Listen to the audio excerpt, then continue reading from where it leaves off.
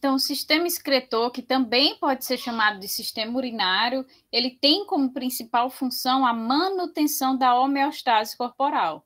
Então, isso acontece através da sua capacidade de controlar a quantidade de fluidos corporais e a quantidade de substâncias circulantes no sangue. Então, vocês vão já ver que faz parte do sistema excretor absorver ou devolver no processo de reabsorção água, ou seja, ele controla concentrações de fluidos no corpo. Ele também tem um papel aí de filtrar, de remover ou de repor substâncias no corpo. Então, ele tem esse papel de manter a homeostase, né, o equilíbrio de concentrações, tanto de fluidos, né, de solventes, como também dos componentes macro e micromoleculares. Então, a homeostase, o que é a homeostase? É o processo pelo qual o organismo mantém as suas funções internas vitais constantes, ou seja, equilibradas, né? Independente das condições ambientais às quais esse indivíduo está submetido. Então, o sistema excretor, ele ajuda a manter o indivíduo naquelas condições ideais, independente de onde ele esteja. Se ele está dormindo, se ele está numa corrida, então ele vai auxiliar na manutenção dessa homeostase, desse equilíbrio corporal. Ou seja, o equilíbrio dinâmico do corpo frente às diferentes demandas ambientais e internas. Então, o principal órgão do sistema excretor serão aí os rins, né, que são órgãos pares. E de início, os rins eles têm um papel regulador, né, de regulação. Então, os rins eles regulam o volume de plasma sanguíneo, consequentemente, eles estão associados aí ao controle, à regulação da pressão arterial, porque é nos rins que vai acontecer a absorção de água e também a reabsorção. E esse processo, esse equilíbrio entre absorção e reabsorção vai depender daquilo que o corpo sinaliza, entendeu? Então, os rins estão associados à regulação desse volume de plasma sanguíneo. Então, quanto maior o volume de plasma sanguíneo, a gente já viu, não foram vocês não fazem histologia comigo, mas acredito que vocês devem ter visto em histologia no tecido sanguíneo, que quanto maior o volume de plasma sanguíneo, maior a pressão arterial. Porque não tem um volume maior, então um volume maior passando pelo mesmo espaço ali daquele vaso, daquele capilar sanguíneo. Então, quanto maior o volume, maior a pressão arterial. Da mesma forma, o inverso, né? Quando a gente tem uma redução desse volume do plasma sanguíneo, a gente tem uma redução do volume em si do sangue circulante, consequentemente, é uma quantidade menor passando pelo mesmo espaço, diminui a pressão contra as paredes dos vasos sanguíneos. Então, tem a redução da pressão arterial. Então, os rins controlam o volume do plasma, eliminando ou retendo mais líquidos através da urina, controlando o volume do fluido, e com esse controle do volume, né, a gente viu aí que controla a pressão arterial. Porque quando ele aumenta o volume do fluido, ou seja, ele faz mais o processo de retenção, de reabsorção de água, ele vai ter o aumento do volume, o aumento da pressão arterial. Quando ele elimina mais o líquido, né, isso, então ele está perdendo o volume, diminui o volume, vai diminuir a pressão arterial, porque vai diminuir a quantidade de fluido que está passando pelo mesmo espaço, diminui a pressão sobre as paredes do vaso. Então, a primeira função principal dos rins aí é dessa regulação do volume do plasma sanguíneo, da pressão arterial indiretamente. Além disso, eles também vão regular a concentração e produtos do metabolismo celular. Então, todos os resíduos que vão ser gerados no metabolismo das células, eles vão ser eliminados pelos rins, com exceção, obviamente, apenas do CO2, que é eliminado no processo respiratório, certo? Que a gente viu lá no sistema respiratório. Então, dentre esses resíduos, os principais são os compostos nitrogenados, originados do metabolismo de proteínas, né? Os aminoácidos, eles são ricos em nitrogênio. Então, quando há degradação dessas proteínas, liberam muitos compostos nitrogenados. E um desses compostos é a amônia. a amônia, o ácido úrico e a creatinina, certo? Então, os rins eles têm esse papel de regular a excreção desses metabólitos, desses catabólitos gerados no organismo, para não causar aí nenhum dano no organismo, uma vez que se esses catabólitos se acumulassem, né, principalmente aí a amônia, certo? Causaria danos ao organismo, porque a amônia é tóxica. Então, os rins eles têm esse papel de eliminar a amônia e também de converter a amônia numa substância que não seja tóxica. E é aqui que vocês observam esses quadrinhos. A amônia nos rins, ela vai ser convertida em ureia, né? Em ácido úrico, e essa ureia vai ser convertida em creatinina, e é a creatinina que vai ser eliminada pelos rins, que vai ser também, quando a gente observa aquele exame de sangue, para saber se o indivíduo está com a função renal normal. Aí o médico pede o quê? Para saber se está funcionando os rins do indivíduo, pede a taxa de creatinina na urina. Então, quando faz o exame de urina, aí vai checar lá a taxa de creatinina. Se a taxa estiver normal, significa que os rins estão funcionando, que eles estão convertendo a amônia tóxica em creatinina não tóxica para eliminá-la. Agora, se essa creatinina estiver em níveis bem baixos, significa que o quê? A função renal não está acontecendo. Os rins não estão funcionando de forma ideal. Eles não estão convertendo a amônia tóxica em creatinina na forma não tóxica que pode ser eliminada. Então, checar a concentração de creatinina na urina é uma forma de avaliar a função renal.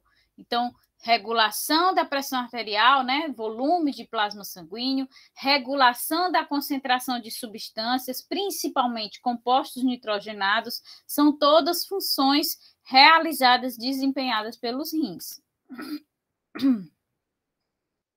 Além disso, são os rins que são responsáveis por eliminar as substâncias tóxicas que não são provenientes do metabolismo interno, como medicamentos, drogas, né? Então, tudo aquilo que a gente absorve, que vai gerar o seu efeito no organismo, ele também vai ter aí a formação de catabólitos secundários. E esses catabólitos, eles vão precisar ser eliminados, e esse é um papel desempenhado pelo sistema urinário, especificamente pelos rins, que são os órgãos de fato efetores desse sistema, né? São eles que desempenham as funções.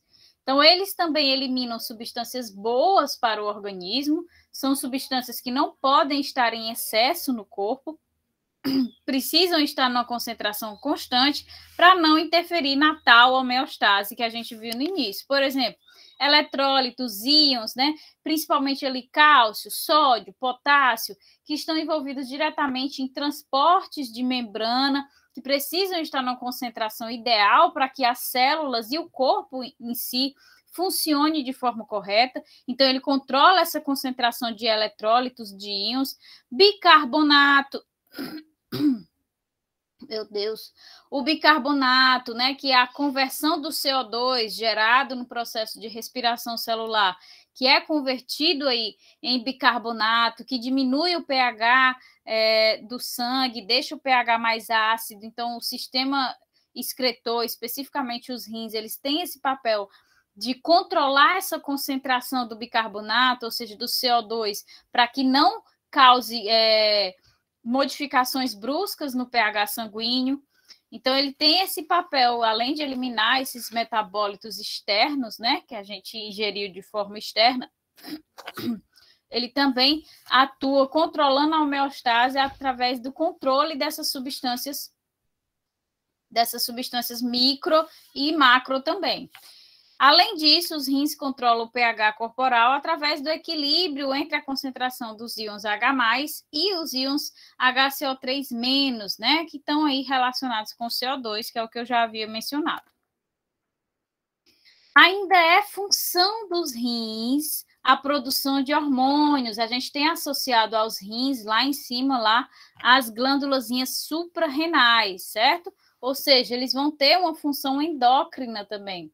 Então, os hormônios que são secretados pelas suprarrenais nos rins são a eritropoetina, que vai estimular a medula óssea a produzir as células sanguíneas, a renina, que faz parte do sistema renina, angiotensina, aldosterona, que está controlando a pressão arterial e também a concentração do sódio, e a ativação da vitamina D, que controla as concentrações de cálcio e fosfato, e são outras responsabilidades dos rins. Então, quando a gente tem ali a mobilização de cálcio e fosfato, né, através da degradação da nossa matriz óssea, e aí a gente precisa de vitamina D para controlar essas concentrações e manter a saúde dos ossos, essa conversão, essa ativação da vitamina D, que vai evitar que sejam removidas quantidades muito grandes, quantidades não ideais de cálcio e fosfato dos ossos, esse controle a gente já sabe que é feito pela vitamina D, né? Por isso que se diz, tem que ter vitamina D para manter a saúde dos ossos. Mas por quê? Porque a vitamina D controla essas concentrações de cálcio e fosfato a serem removidas da matriz óssea. Mas para que ela consiga efetuar essa função, esse controle, ela precisa ser ativada. E essa ativação é realizada pelos rins, certo? Então, produção de hormônio, controle da ativação de vitamina D, regulação da pressão arterial, regulação da eliminação de catabólitos celulares e catabólitos externos, né, de substâncias tóxicas. Então, tudo isso é feito pelos rins. E agora a gente vai checar a anatomia macroscópica dos rins e depois vocês vão ver que a gente vai ver a anatomia microscópica, certo? Dos rins. Então, anatomicamente, os rins são órgãos retroperitoneais. O que é que isso significa? Retro fica por trás do peritônio, que reveste o sistema digestivo, certo? Então, o nosso sistema digestivo ele é revestido por uma membrana chamada de peritônio. Então, os rins eles ficam por trás desse peritônio, ou seja, eles ficam mais localizados para a região posterior do nosso corpo. São órgãos pares, né? A gente tem um rim direito e um rim esquerdo. Tem uma coloração vermelho-amarronzada, similar ali ao fígado, com um formato similar ao feijão, só que, obviamente, muito maior, né? Multiplicado várias vezes pelo tamanho de um feijão normal, e estão dispostos na região superior e posterior da cavidade abdominal, ou seja, superior porque eles ficam ali logo abaixo das costelas, mas posterior porque eles ficam por trás do peritônio, certo? Ficam logo abaixo do diafragma, né?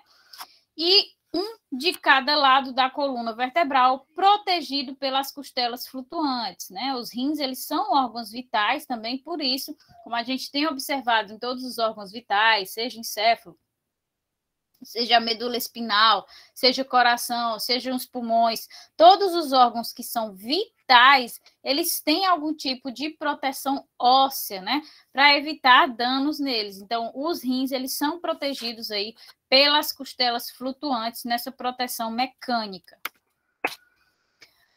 Além dessas características, eles ainda possuem uma membrana de tecido conjuntivo revestindo-os com o intuito de proteção. Nós vimos que isso é característica de todos os órgãos aí vitais, né? A gente viu que o pulmão tem a pleura, né?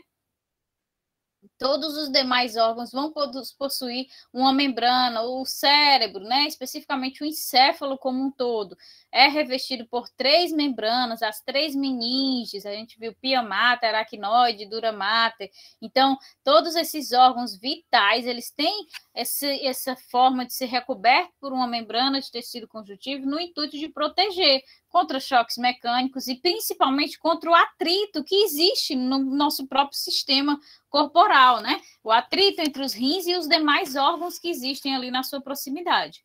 Então, os rins também vão ser protegidos por essa membrana de tecido conjuntivo e essa membrana ela vai ser chamada aí de cápsula fibrosa. Eles vão ter um tamanho de aproximadamente de 11 a 13 centímetros, certo? Em média. Eles são formados por uma face anterior, que é a região que é voltada para frente do indivíduo, e a face posterior, que obviamente é voltada para as costas do indivíduo. Os rins, eles possuem dois polos, um superior e um inferior, certo? Então, vocês viram que nas subdivisões anatômicas dos rins, eles têm a subdivisão anterior e posterior, ou seja, anterior é o que fica localizado para frente e posterior o que fica localizado para trás. E ainda possui outra subdivisão que é em dois polos, o superior e o inferior. O superior é o que fica mais próximo da parte superior do indivíduo, obviamente, e o inferior para a parte mais baixa. Além disso, o rim possui uma borda lateral convexa e uma borda medial côncava. Relembrando, né, do sistema muscular. Borda lateral convexa, lateral a gente já sabe que é aquilo que fica posicionado para fora do indivíduo, né? E se borda medial côncava, medial a gente já sabe que é o que fica posicionado para o centro, para o meio do indivíduo.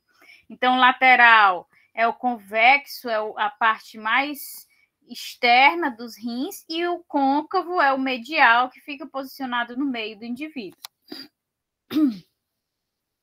Nessa borda medial, a gente identifica uma depressão que forma o hilo renal, onde se insere o pedículo renal, que vai ser formado por todas as estruturas que entram e saem do rim, conectando o rim ao restante do corpo. Ou seja, que estruturas são essas que entram e saem do rim?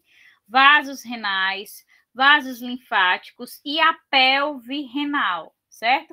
Então, é aquela mesma estrutura que vocês devem recordar quando a gente viu lá o sistema respiratório, em que a gente viu que os pulmões, naquela imagem que tinha a impressão cardíaca, né, do pulmão esquerdo, que tinha uma cavidade, que é justamente onde o coração se encaixa, por isso que tinha aquela marca, aquela impressão cardíaca, e a gente discutiu lá no sistema respiratório a presença nos pulmões de uma região chamada de hilo pulmonar. Esse hilo pulmonar era a região que acontecia o quê?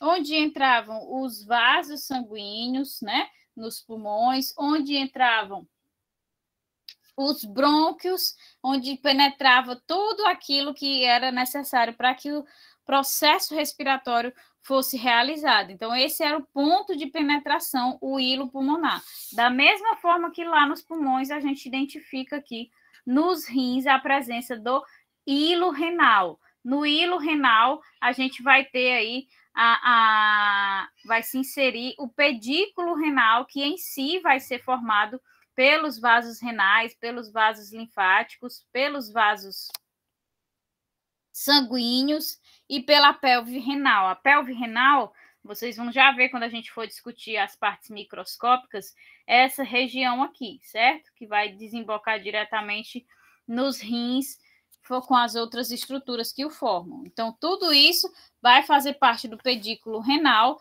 que se insere no hilo renal, que é essa região de que forma uma depressão para a inserção dessas estruturas. Então, ainda dentro da anatomia macroscópica, a gente vai ter que internamente os rins têm uma divisão por aspecto anatômico, onde uma região mais externa é chamada de córtex renal, se diferencia de uma região mais interna chamada de medula renal. Então, como está aqui na imagem, essa parte mais externa, que parece uma casca, né? A região mais superficial é o córtex renal.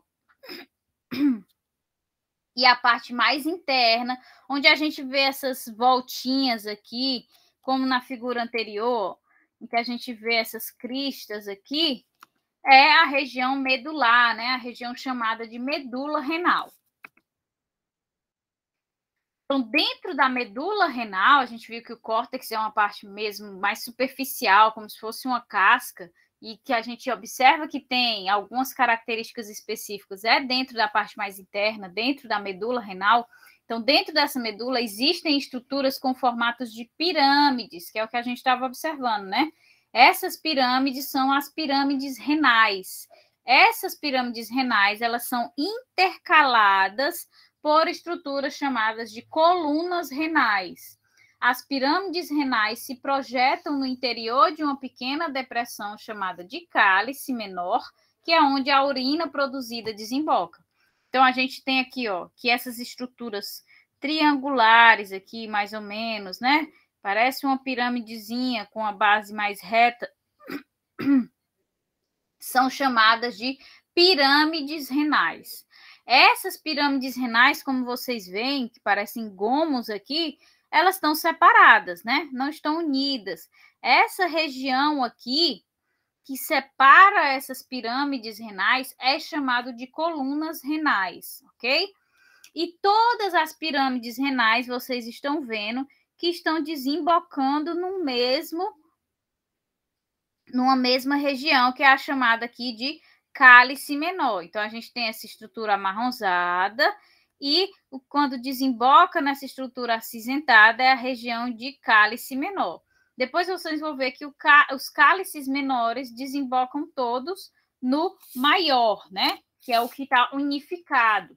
Então, aqui, os cálices menores se unem para formar uma estrutura um pouco maior, chamada de cálice maior. Então, justamente, eles saem dos canais separados aqui e desembocam todos no mesmo local, que é o cálice maior. Os cálices maiores se reúnem formando a pelve renal, que é aquela estrutura que eu mostrei para vocês. Então, a pelve renal, os vasos linfáticos, os vasos sanguíneos, os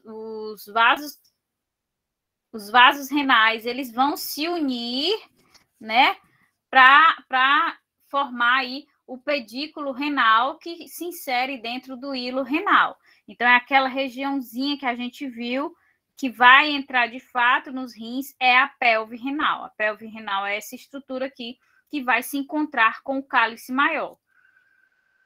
Então, os cálices maiores se reúnem formando a pelve renal, como eu acabei de dizer, e a pelve renal vai ser a estrutura em formato de funil que conduz a urina produzida nos néfrons até a tubulação responsável por transportar a urina dos rins até a bexiga, ou seja, o ureter, né?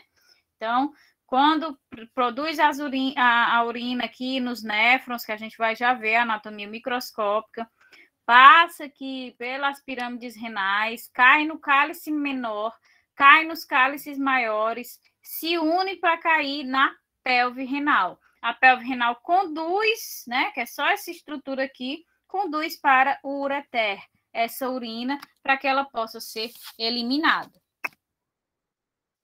Então, ainda nos rins, a gente observa uma estrutura vascular por onde todo o sangue do corpo passa para ser filtrado.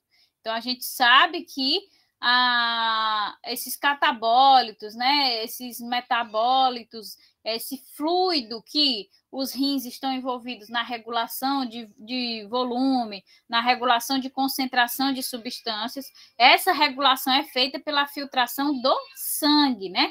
Se os rins realizam a filtração do sangue, eles precisam que o sangue passe pelas suas estruturas. Então, por isso que a gente tem aqui a inserção dessa estrutura vascular dentro dos rins. Quando a gente chega aqui no pedículo renal, a gente tem a entrada da artéria renal e da veia renal, certo? Então, ainda nos rins, a gente observa essa estrutura vascular, que todo o sangue do corpo passa por essa estrutura, certo? Para ser filtrado. Então, todo o sangue do corpo passa. Então, o sangue entra nos rins através da artéria renal, que vem da aorta abdominal, e se divide entre as artérias interlobares, que passam entre as pirâmides renais através das colunas renais. Então, a gente tem aqui a artéria renal. Essa artéria renal vai se subdividir em artérias interlobares. As artérias interlobares, elas passam entre as pirâmides renais. Se elas passam entre as pirâmides renais, elas passam onde? Elas passam aqui no espaço das colunas renais, não é isso? Então, quando ela se divide em artérias interlobares, ela passa entre as pirâmides, ou seja, passa pelas colunas renais, certo? Essas artérias interlobares se subdividem ainda nas artérias arqueadas na região de transição entre o córtex e a medula. Então, a gente vê aqui, né? Vem as artérias interlobares, que ainda se subdividem na região de divisão entre córtex e medula. Então, essas artérias arqueadas é justamente porque elas estão aqui, ó, arqueando em torno da base das pirâmides renais, certo? A partir das artérias arqueadas, se subdividem para o interior do córtex em artérias interlobulares. Vejam a diferença. Artérias interlobares são as que passam nas colunas renais, certo? Interlobares. E as interlobulares são essas que começam a penetrar a região do córtex renal, ok? Formando aí essa estrutura vascular para irrigar todos os néfrons e passar, de fato, toda a circulação do sangue por um processo de filtragem. Então, essas artérias interlobulares ainda, por sua vez, se subdividem em arteríolas aferentes, que são os vasos sanguíneos que, de fato, adentram os néfrons, que nós não conseguimos, obviamente, visualizar, né? Então, a gente tem aqui as artérias interlobulares, e aí elas se subdividem em capilares de diâmetro microscópico, né? Que a gente não consegue visualizar na anatomia macroscópica. E são esses capilares que vão penetrar aqui na estrutura do néfron para passar pelo processo de filtragem. Então, vamos lá. Anatomia dos rins. Rim direito, rim esquerdo. Tem uma subdivisão anterior, que fica para frente, e posterior, que fica para trás. Superior e inferior. Superior, que fica mais próximo da região superior do indivíduo. Inferior, que fica mais próximo da região inferior. Possui um lado, uma superfície lateral convexa maior e uma superfície interna medial menor e côncava, certo? No seu centro vai ter aí, tem a coloração, né, avermelhada amarronzado, e no seu centro vai possuir uma região chamada de hilo, onde se insere o pedículo renal. O pedículo renal vai ser formado pelos vasos renais, pelos vasos linfáticos e pela pelve renal. Então, daqui a pouco a gente fala mais uma vez sobre a pelve renal. Então, checando ainda a estrutura macroscópica dos rins, a gente vê que eles são divididos, que a gente consegue visualizar, por uma região mais superficial, mais grossa, né, visualmente falando, que é chamada de córtex renal, e uma superfície mais clarinha, mais interna, que é chamada de medula renal. Essa medula renal, ela vai ser subdividida em algumas estruturas chamadas de pirâmides renais. Essas pirâmides renais, elas ficam separadas por colunas renais, certo? As pirâmides renais, elas vão desembocar no local chamado de cálice menor. E todos os cálices menores das pirâmides renais vão desembocar no cálice maior. Os cálices maiores vão se unir para chegar aqui na pelve renal, que vai transferir a urina produzida pelos néfrons para o ureter, que é o sistema aí apenas de encaminhamento até o meio externo do indivíduo. Além dessas estruturas, né, anatômicas, também tem a estrutura vascular dos rins. Então, nessa mesma região aqui do pedículo renal, onde se insere a pelve renal, nós também temos a inserção da artéria renal e da veia renal, certo?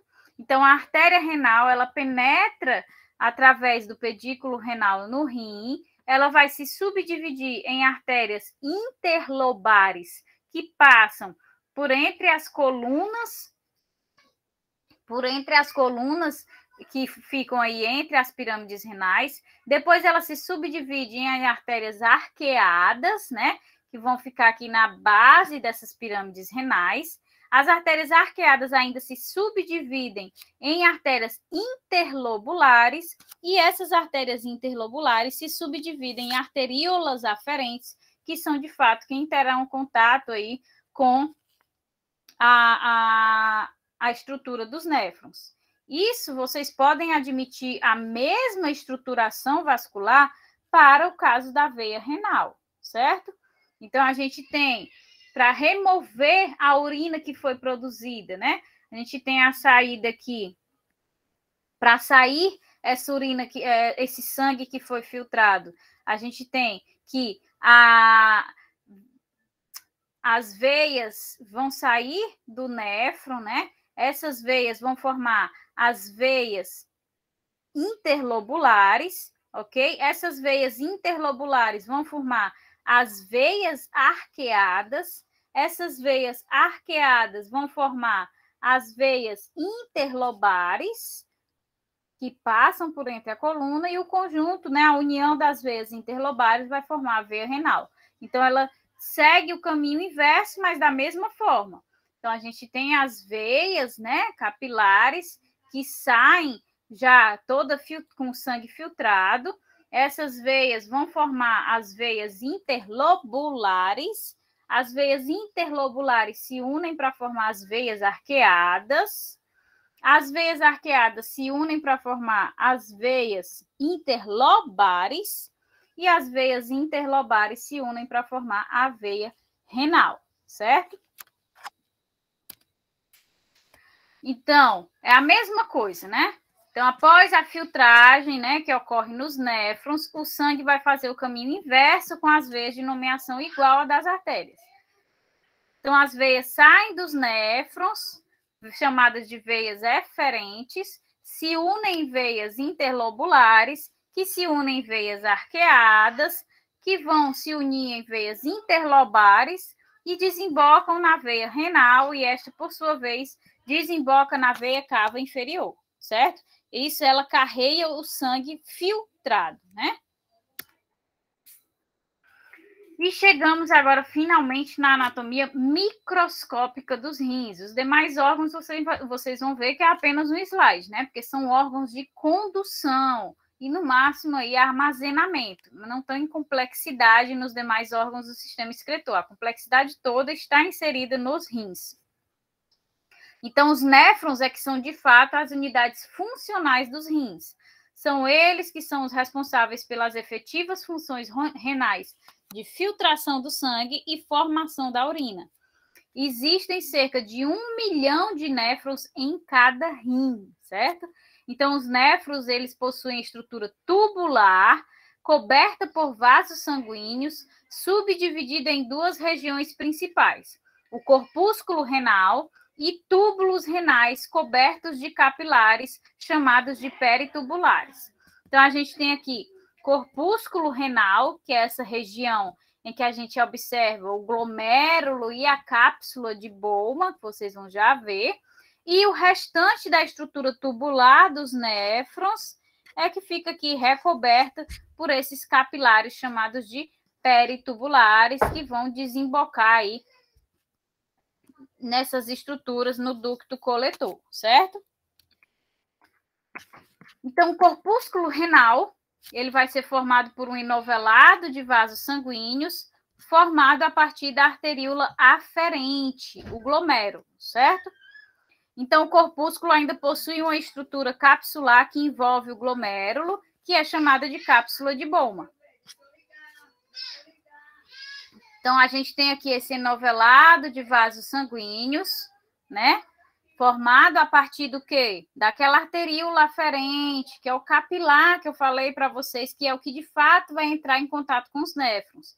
Então, partiu lá lobares, dos lobares, aí foi dos lobares para os arqueados, dos arqueados para os interlobulares,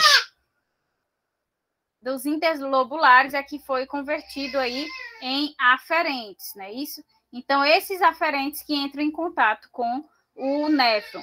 E a formação de um conjunto de arteríolas aferentes vai formar esse enovelado chamado de glomérulo, certo?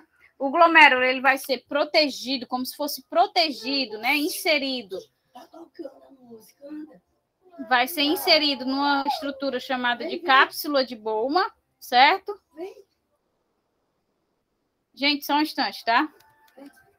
Só um segundo.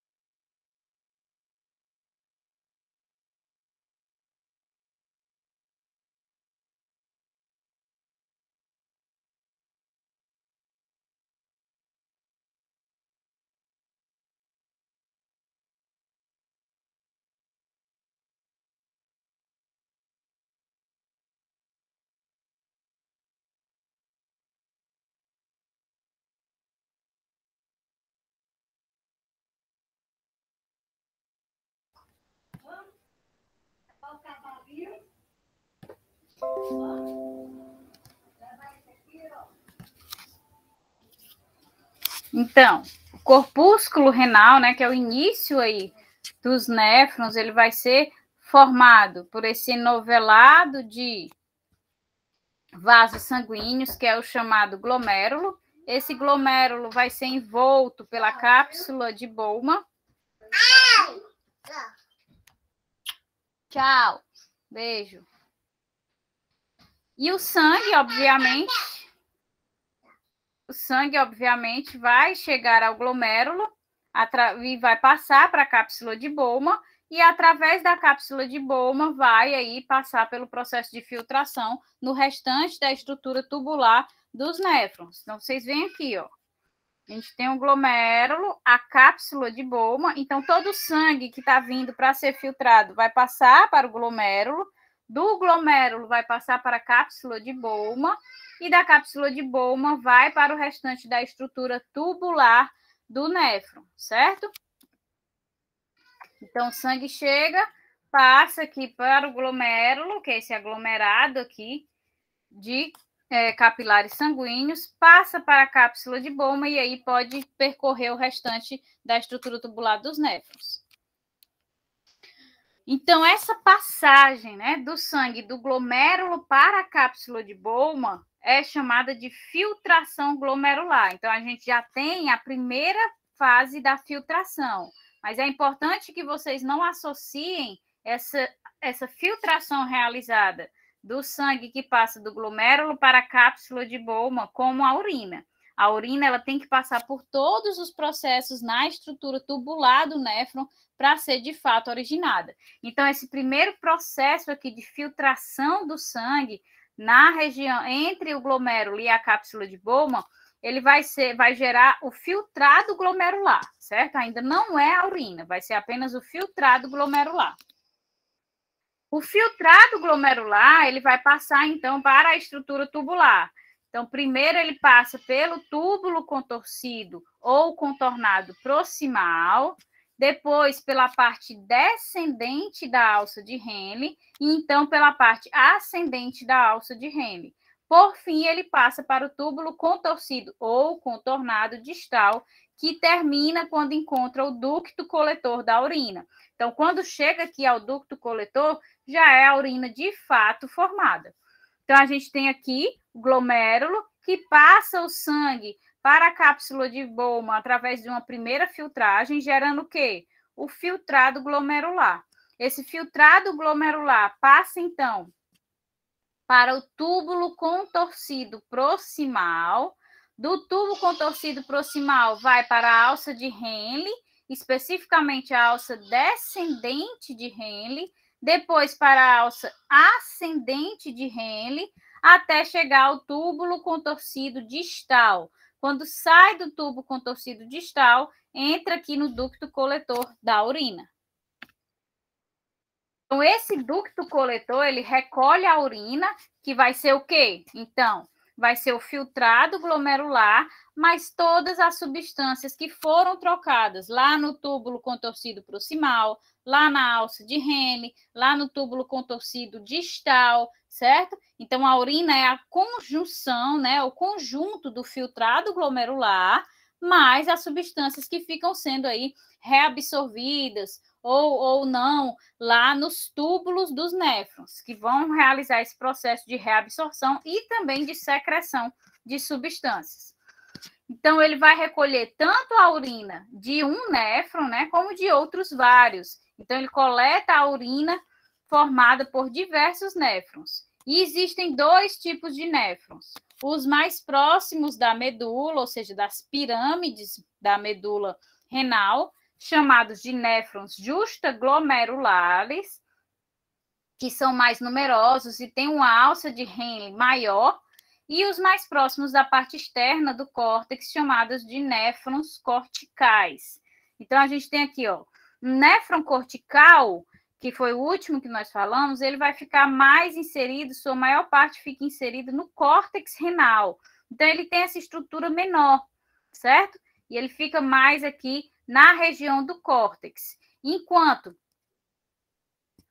O néfron justaglomerular, ele já vai ter essa estrutura que fica inserida, obviamente, parte dentro do córtex, que ele tem que ter o contato com os capilares aferentes, né, com as arteríolas aferentes, mas a sua alça de Henle é muito maior, porque ela tem que penetrar nas pirâmides renais da medula renal, certo? E aqui, como vocês veem, ó, o ducto coletor coletando a urina de diversos néfrons, né? Tá recebendo desse, tá recebendo desse, tá recebendo desse. E todos esses canaizinhos aqui, essas ramificações que vocês observam, é como se estivessem outros néfrons conectados. Então, o ducto coletor, ele vai se conectar a vários néfrons, receber a urina produzida de vários néfrons e não apenas de um, certo?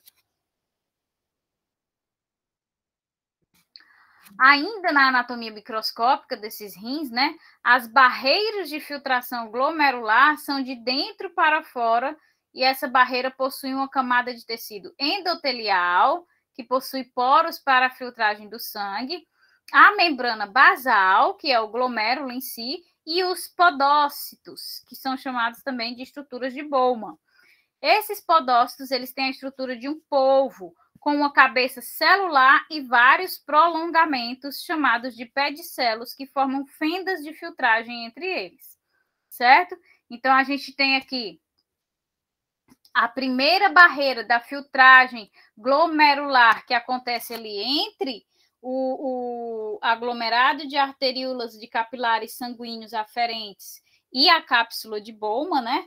E essa barreira de filtragem responsável pela realização em si da filtragem glomerular é formada por 3 barreiras. A primeira delas é a barreira endotelial, ou seja, a parede do próprio vaso sanguíneo, né, que possui poros que realiza a filtragem desse sangue, certo? A segunda barreira vai ser a barreira chamada de membrana basal, que é a barreira do próprio glomérulo em si, também realiza outro ponto de filtragem. E, por fim, a gente tem na cápsula de Bowman, certo? Estruturas chamadas de podócitos. Esses podócitos possuem vários prolongamentos, como vocês visualizam aqui, certo? Que são chamados de pedicelos. E são eles que vão formar essas fendas aqui, que obviamente está bem aumentado, né? Mas são estruturas extremamente microscópicas que fazem essa primeira filtragem aí das moléculas. Então, passou o sangue aqui, fez uma filtragem, passou pela membrana basal, segunda filtragem, passou pelas fendas formadas pelos pedicelos dos podócitos, fez a terceira filtragem, originando no final o quê? O filtrado glomerular, certo? Então, depois de formar o filtrado glomerular, ao se passar por essas 3 barreiras ali entre o sangue, entre a parede do glomérulo e os podócitos, especificamente as fendas que os pedicelos dos podócitos formam na cápsula de Bowman, a gente, depois de passar essas 3 barreiras, a gente origina aí o filtrado glomerular. Mas o que foi que a gente viu no slide anterior? Que a urina, ela não é apenas o filtrado glomerular, ela é o filtrado glomerular mais as substâncias resultantes de processos de reabsorção e de secreção. Então, quando esse filtrado glomerular chega aí no tubo contorcido proximal, né, vai começar a acontecer os outros processos de formação da urina. Então, os capilares peritubulares que recobrem os néfrons, além de encaminhar o sangue para ser filtrado no corpúsculo renal, relembrando, o que é o corpúsculo renal? O corpúsculo renal é a junção da cápsula de Bowman com o glomérulo, né? Com aquela estrutura cheia de vasos sanguíneos. Então, isso é o corpúsculo renal.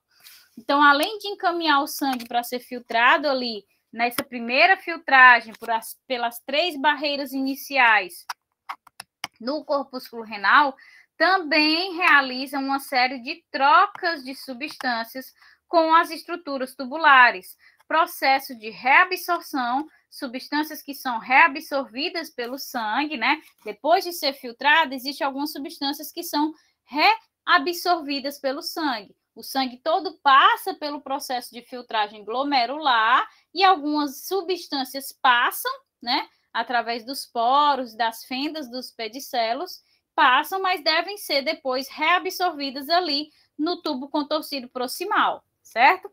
E também, além de processo de reabsorção pelo sangue, também tem um processo de secreção. Substâncias que saem do sangue para os túbulos renais. Também acontecem de substâncias que não passam através da filtragem, ou seja, permanecem ali no sangue, nos capilares, e vão ser secretados, vão ser removidos do sangue nas outras regiões tubulares dos néfrons, certo? Então, só relembrando a estrutura, não sei se vocês se recordam, para que fique mais fácil de visualizar. Cadê? Pronto. Aqui é a estrutura de um néfron completa. Então, vem aqui o capilar sanguíneo para entregar o sangue que precisa ser filtrado na região do glomérulo, né? Certo? Mas vocês observam que esses capilares sanguíneos, eles vão percorrer toda a estrutura tubular do néfron. Então, ele não vem direcionado apenas aqui ao glomérulo. Ele está interagindo com toda a estrutura do néfron. Por que que isso é necessário? Como eu acabei de falar, porque essas estruturas tubulares aqui vão realizar processos de reabsorção e também de secreção, ou seja, vão devolver substâncias a esse sangue e também vão remover substâncias desse sangue que talvez não tenham aí passado ou saído através do glomérulo, certo? Então, por isso que todos os néfrons são recobertos por esses capilares aferentes para que possa ser feito o processo de reabsorção e de secreção. Então, imaginem aquela imagem lá, a última que vocês viram, como recoberta de capilares sanguíneos, e é através disso que se consegue realizar esse processo de absorção aqui. Então, chega no túbulo contorcido proximal, vai se realizar a reabsorção no filtrado glomerular de sódio, cloreto, potássio, cálcio, todas essas substâncias, glicose, aminoácidos, vitaminas, todas essas substâncias podem passar de volta para o sangue, né? Então, essa estrutura tubular aqui, ela está em contato com os capilares sanguíneos, certo? E elas vão passar as suas substâncias de volta ao sangue. Da mesma forma, aqui ainda no túbulo contorcido proximal, podem ser secretadas substâncias, ou seja, substâncias podem ser retiradas do sangue e adicionadas a esse filtrado glomerular. Que substâncias são essas? Toxinas, drogas, ou amônio, né? Estruturas que não tenham passado no processo da primeira filtragem, da filtragem glomerular, e elas podem aqui ser secretadas agora. Quando chega na alça descendente de Henle, né, a gente tem reabsorção de água. Então, a passagem da água da formação da urina para o sangue de volta. Quando a gente chega na alça ascendente de Henle, também tem ainda reabsorção de vários íons. Vocês veem que tem a reabsorção novamente de íons sódio, cloreto, potássio e cálcio, porque são íons essenciais na manutenção da homeostase celular. Então, de fato, ele tem que passar por um processo de formação da urina que mantenha a homeostase do corpo. Então, se por algum acaso, nesse período, foi reabsorvido pelo sangue essas substâncias, né, em determinada concentração, e aí passou aqui, quando chegou na alça ascendente, já o corpo já necessitava de outra concentração desses íons, se repassa mais uma vez, se reabsorve pelo sangue os mesmos íons para que essa concentração atinja os níveis homeostáticos que o organismo precisa. E quando chega aqui no túbulo distal, né, túbulo contorcido distal, há a secreção de substâncias e também há ainda a reabsorção de substâncias pelo sangue, certo? E aí, no fim do túbulo distal, a gente chega ao tubo coletor, que está coletando finalmente urina, né, que foi formada aqui no final do túbulo distal, depois de todos os processos de reabsorção e de secreção, formou-se a urina, E aí, esse tubo coletor coleta a urina para encaminhar lá para o ureter, certo? Mas o túbulo coletor, ele coleta não só de um néfron, mas de vários, né? A gente vê que esse canal é longo aqui, ok? Então, a taxa de reabsorção, né, que é a devolução ao sangue, e de secreção, que é o tirar do sangue, bem como quais tipos de solutos estarão envolvidos nesse processo, vai variar entre as porções dos túbulos renais e as demandas corporais, o que a gente viu na figura anterior.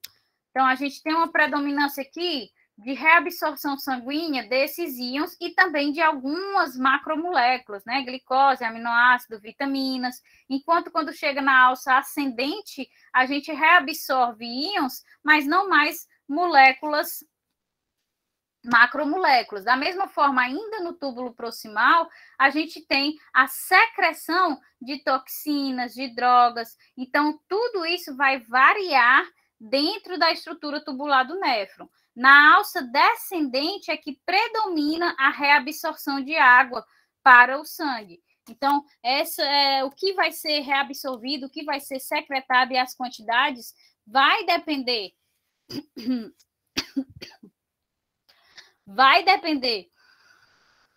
da estrutura onde está localizado dentro do néfron, né? Qual é a porção do túbulo renal em que está localizado esse processo de filtração e também, obviamente, das demandas do corpo. Se o corpo reabsorveu sódio ali no túbulo proximal, talvez ele não precise mais de sódio, então passa pela alça ascendente de Henle, que a gente viu que também reabsorve sódio, e talvez passe direto sem passar pelo processo de reabsorção, porque as demandas corporais já foram aí atingidas. Então, tudo vai depender da região onde está passando o processo de filtragem, de formação da urina, como também das demandas corporais. Em ambos os processos, as substâncias têm que ultrapassar 3 barreiras, né? Tanto no processo de reabsorção pelo sangue, como no processo de secreção de substâncias do sangue, tem que se ultrapassar 3 barreiras. As células dos túbulos renais, o espaço intersticial e as células dos vasos peritubulares, certo? Então, são 3 barreiras que têm que ser ultrapassadas. Então, a gente vê aqui o capilar sanguíneo, certo? Que é a primeira barreira que deve ser ultrapassada no processo de secreção, né? Então, tem uma substância que não foi lá para o glomérulo, não passou pela filtragem glomerular. E essa substância deve ser secretada para a urina. Então, essa substância sai do capilar peritubular, ultrapassa a sua parede, depois ela ultrapassa o espaço intersticial e depois ela tem que ultrapassar aqui a barreira das células tubulares para chegar ao filtrado do tubular nos néfrons, certo? Da mesma forma, quando a gente precisa reabsorver substâncias, quando o sangue precisa reabsorver substâncias, por exemplo, água, né? Muitas vezes o processo de reabsorção ele foca principalmente em água e sódio, potássio e cálcio, que são os principais íons que comandam o processo de transporte no organismo. Então, essas substâncias, elas têm que passar pela célula tubular, né, da estrutura tubular do néfron, depois tem que passar pelo fluido intersticial, pelo espaço intersticial, e tem que ultrapassar a parede do vaso sanguíneo, do capilar peritubular para chegar aí na corrente sanguínea.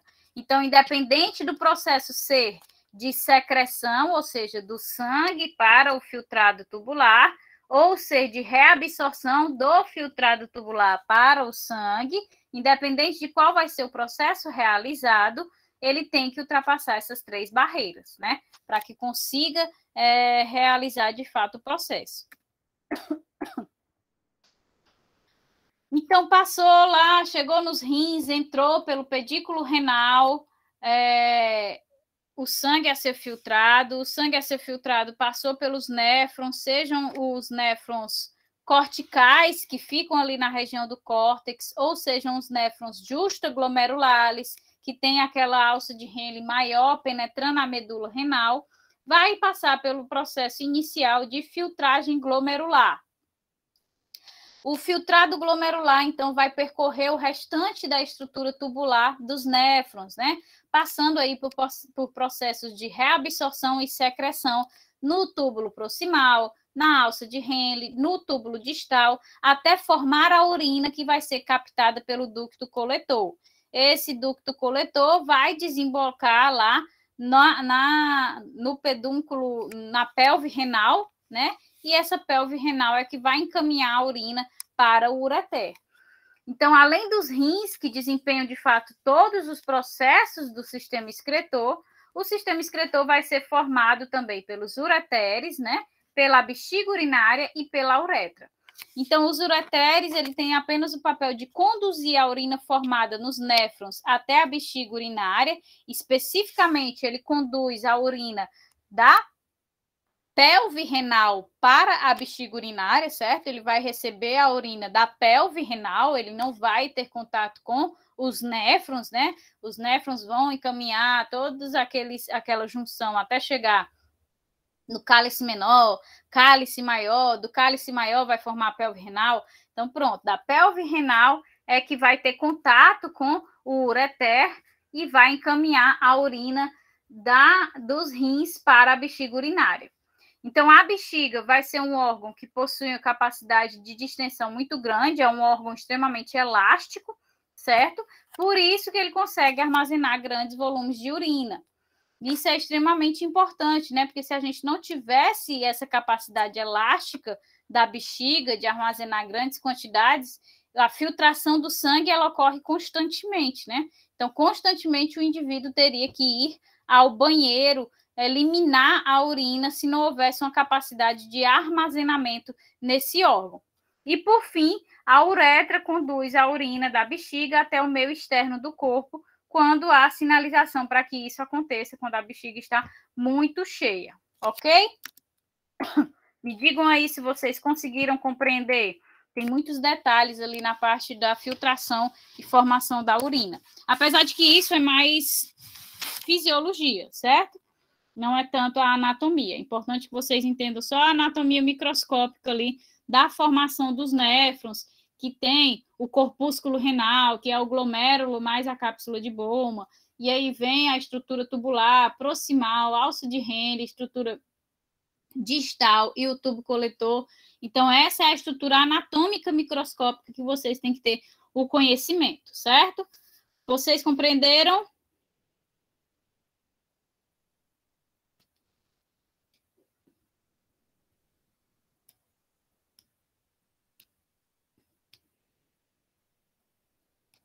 Sim? Pronto, ótimo. Pessoal, mais uma vez, para quem entrou depois, né? Foi um prazer dar aula para vocês, certo? Muito sucesso na carreira de vocês, que dê tudo certo.